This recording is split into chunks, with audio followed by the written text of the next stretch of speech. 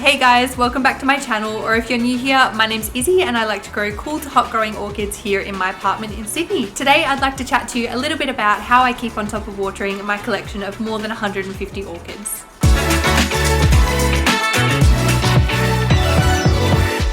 So to start us off, I think we should chat a little bit about orchids themselves. So orchids are actually one of the largest families and oldest families of flowering plants in the world, with more than 25,000 species being known across the continents on every continent except for Antarctica. Most orchids are generally lithophytes or epiphytes, which basically means they grow on the sides of trees or on rocks, but there are also some species that are terrestrial, which means they do grow in the ground. It's important to have a bit of an understanding of where each different genus of orchids grow in nature to help support your own watering routine. If you don't try your best to mimic their natural habitat and you overwater them or underwater them, they generally won't do too well and will either be really unhealthy or they just won't bloom for you at all. Although orchids come in many different types and shapes and sizes and colors of flowers, just by looking at their flowers there are some very evident characteristics that signify that it is an orchid, one of which being the bilateral symmetry of the flower. All orchids will have 3 sepals, which are the outer petals, and 3 petals which sit in front of the sepals,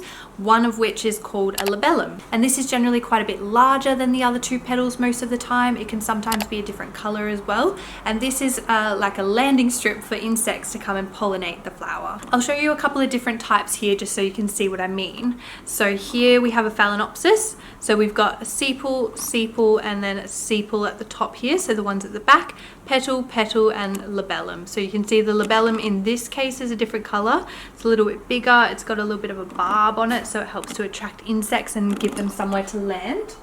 Then we have this big boy, which I can barely hold because it's massive.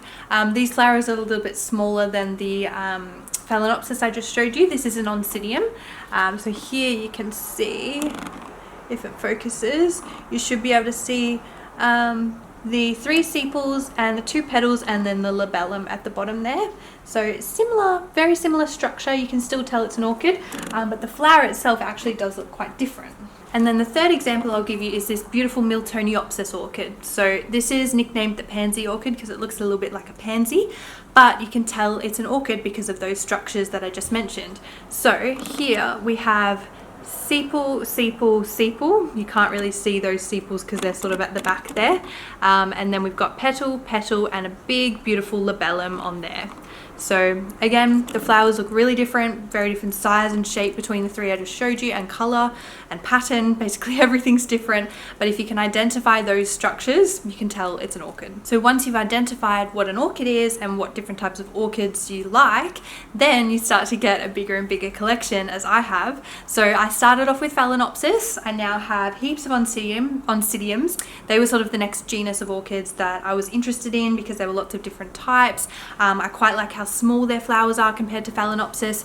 You can get lots of little tiny phalaenopsis flowers as well, particularly in the more species as opposed to the hybrids, but they sort of drew me into looking further at the different types of orchids you could get. Then I've also got dendrobiums, zygopetalums, vandas, cattleyas, sarcochylis, rhynchostylus, cymbidiums, pleurophyllus, catasedums, just to name a few. So there's quite a lot of different types of orchids that I've got to keep track of in my collection, and they all have fairly similar but some quite different requirements when it comes to watering. So it's important to do your research when you get a new genus of orchid in your collection so that you know what to look out for when it comes to watering, how to care for them, where to position them, and any other care that they may require. Although this seems really hard and in-depth and tricky at the start, it's actually quite easy. When you think about where they're positioned in nature, the care just comes quite naturally, and you've just got to try and mimic as best as you can their care requirements in your own environment. So I'm just here to demystify how this can be done in your own environment, in your own house, particularly without the support of greenhouses or automatic watering systems, and also when it comes to orchids being split from inside to outside. So I do have some here, as you can see behind me, that I keep inside year round, particularly the phalaenopsis orchids. Basically all of my phalaenopsis live inside year round, Some of the oncidiums live inside, a couple of them live outside. I've also got that Miltoniopsis that I just showed you, the pansy orchid. Those two live inside year round, whereas the Vandas, they come inside in the winter and they're outside in the summer. The Dendrobiums live outside year round, and the Sarcochilas also live outside year round. So this video is going to be a little bit about how I manage myself in my own conditions to keep track of my orchid watering, to make sure that I'm giving all my orchids all of their requirements that they need in the easiest, most cost-effective, most time-efficient way possible. So I'm going to break this down into 3 easy steps for you. Step 1 is know your orchids and where they grow naturally. So like I said, do a little bit of research to start out with. Make sure you know what type of orchid it is, whether it's a Phalaenopsis or a Zygopetalum or an Oncidium or a Vanda. That's your first point of call to start with. Once you've established that and you figured out where they come from, where they occur in nature, you can then move on to step 2. So step 2 is know your own conditions and how quickly things dry out naturally in your home. So I'm in Sydney, which is categorized as an intermediate environment. So in summer here during the day, the temperature is generally between 20 to about 35 degrees Celsius. And in the wintertime during the day, it's generally between about 10 to 20 degrees Celsius. It is fairly humid here year round. Generally, it sits at about 60-65% humidity. It can get a little bit higher up into the 80s or sometimes 90s, but that's pushing it a little bit. But it can also get a bit lower, but normally it stays in that middle range around the 60s. So I've been able to gauge my watering by a bit of trial and error, which you'll probably need to do too if you've not had orchids before. So I like to give everything a good soaking, figure out which type of orchids need to be soaked, which ones need to just be rinsed. And then for the first couple of months, I was just sort of keeping track of how quickly things dried out. By the time you learn the watering requirements in general of the orchid you have, you'll be able to gauge how quickly things are drying out. For example, the Phalaenopsis orchids, which I've actually just done a video on if you haven't seen that one yet, I find in my conditions generally every 7 to 10 days is when I need to water them. Also taking into account the growth period your orchids are in, whether they're in active growth, whether they're in spike, whether they're in flower or just finishing flowering.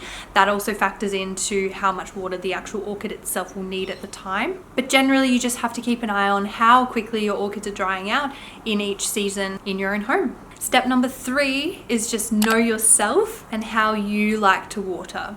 So are you a helicopter parent? Are you prone to overwatering? Are you prone to forgetting about your plants and underwatering them? Just getting to grips with your own habits when it comes to watering your collection will actually really help you when it comes to creating a plan and streamlining the watering process. Okay, so once you figured out those 3 steps, you're basically on track to figuring out your own watering routine. I'll give you another little bonus tip that actually really helped me. My husband and I were looking for a really easy, inexpensive, and sort of visual way of trying to keep on top of which orchids we'd watered and when. And even though you still check the pots and there's lots of different visual cues that the actual orchid itself will give you to let you know whether or not it needs watering, when you have a large collection, it can be quite difficult to remember which ones you've done when.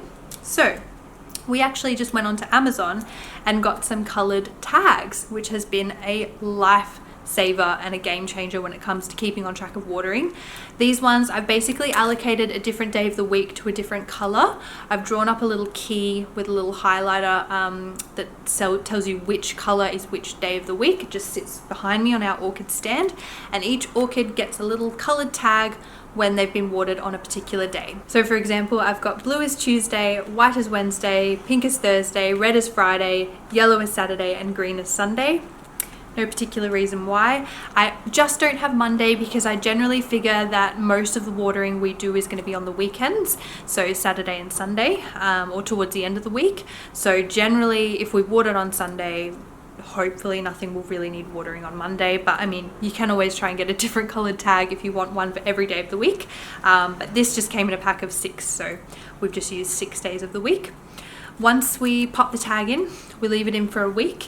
If the orchid then after a week's time doesn't need watering and can be left for a couple more days, we'll remove the tag.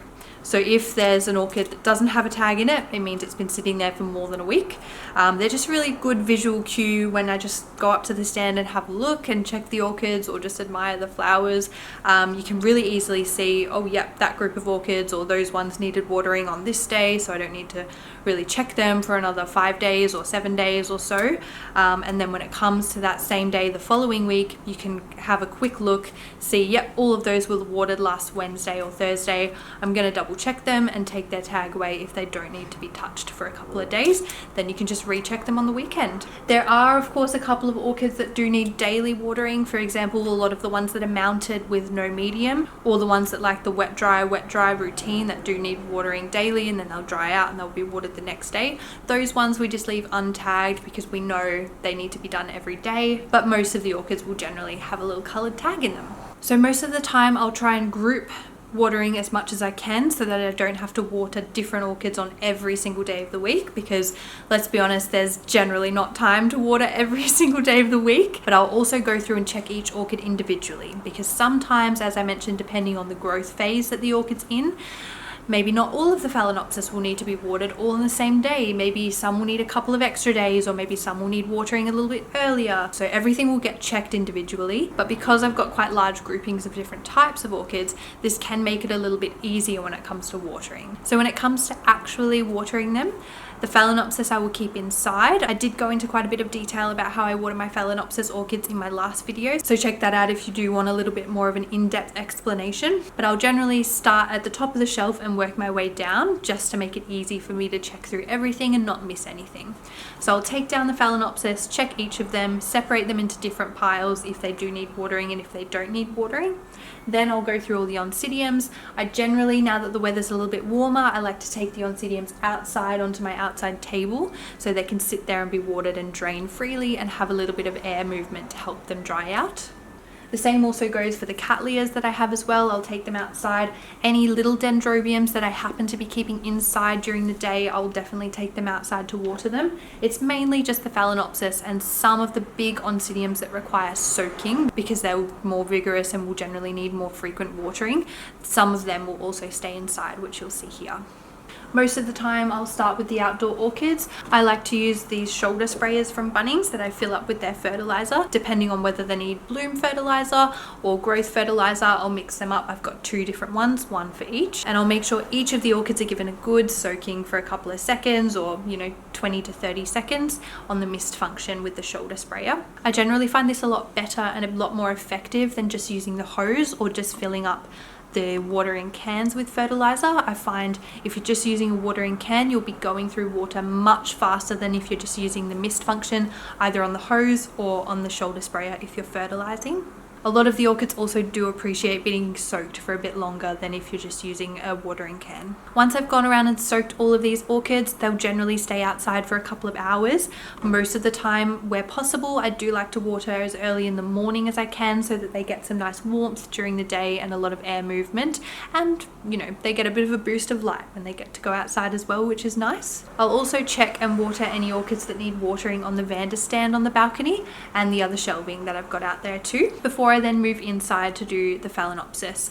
Most of the Phalaenopsis do need soaking, I find, for my conditions. So these ones I soak inside and then I'll tip the water into a bucket, and the leftover water in the bucket I'll generally pour on my other outdoor plants so I don't waste the fertilizer that I've just used. Once everything has been watered, I do like to keep things quite clean, so I will actually go and clean each of the shelves that the orchids were sitting on, because they do drop some of the medium, bits of bark, bits of dirt, or just dried up bits of leaves and flowers as well. So I'll use just a general all-purpose spray and wipe and a paper towel, clean the shelves, and then I'll get my little vacuum and vacuum around the shelving as well while everything's outside to dry. A couple of hours later, I'll then return everyone to their special spot that they have on their shelf, and it's all done.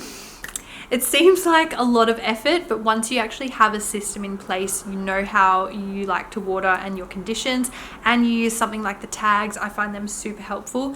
You can save a lot of time and a lot of effort, particularly if you're inside in an apartment rather than having everything outside where you can just water or fertilize and just leave it out there to dry. That would be the dream, but we can all dream. Maybe one day, maybe one day.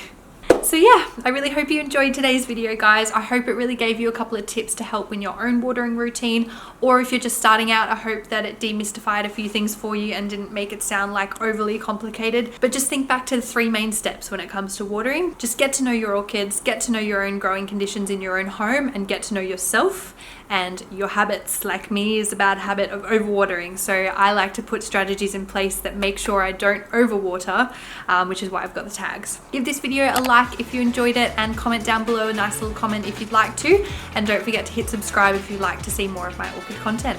Thanks again, and I'll see you in my next video. Bye!